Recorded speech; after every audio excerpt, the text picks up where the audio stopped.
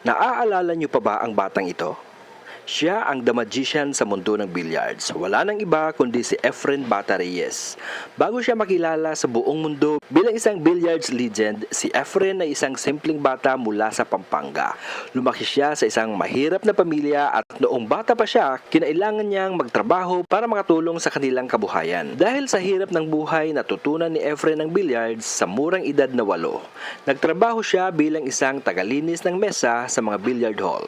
At dito niya natutunan ang larong magdadala sa kanya ng tagumpay.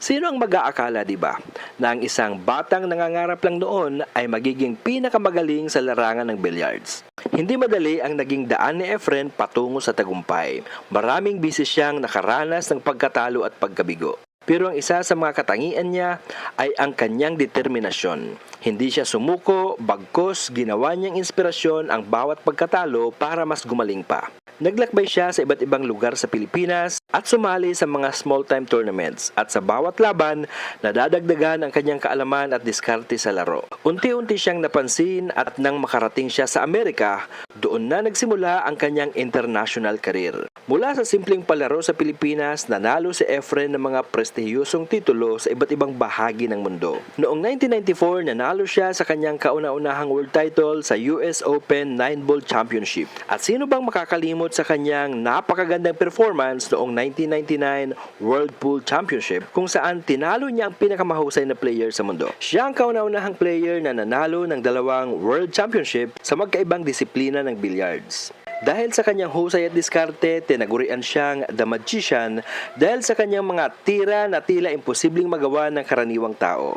Sa kabuuan ng kanyang karir, nakamit niya ang higit 100 international titles. Dahil sa kanyang mga tagumpay, si Efren Bata Reyes ay isa na ngayon sa pinakamayamang sports figure sa Pilipinas. Ayon sa mga ulat, ang kanyang kasalukuyang net worth ay nasa humigit kumulang $2 million o 113 million pesos. Pero higit pa sa yaman, ang iniwan niyang legacy sa mundo ng billiards ay hindi matatawaran. Hanggang ngayon, hindi pa rin natitinag ang kanyang pangalan bilang isa sa pinakamagaling na billiards player sa kasaysayan. At alam mo ba, kahit na may edad si Efren, aktibo pa rin siya sa mga exhibition matches, patuloy na nagsisilbing inspirasyon sa mga kabataang nangangarap. Ano nga ba ang natutunan natin sa buhay ni Efren Bata Reyes? Well, ganito yon. Hindi mahalaga kung saan ka nagsimula. Kung buo ang iyong loob, may determinasyon at handang harapin ang mga hamon, maaabot mo ang iyong mga pangarap. Isang inspirasyon si Efren hindi lang para sa mga atleta, kundi para sa lahat ng mga Pilipino. Kaya't sana maging paalala ito na walang imposible sa taong may tiyaga at paniniwala sa sarili. Salamat po sa inyong panunood at huwag po ninyong kalilimutang mag-like, mag-subscribe at mag-share ng video ito para mas marami pa tayong ma-inspire. Hanggang sa muli, keep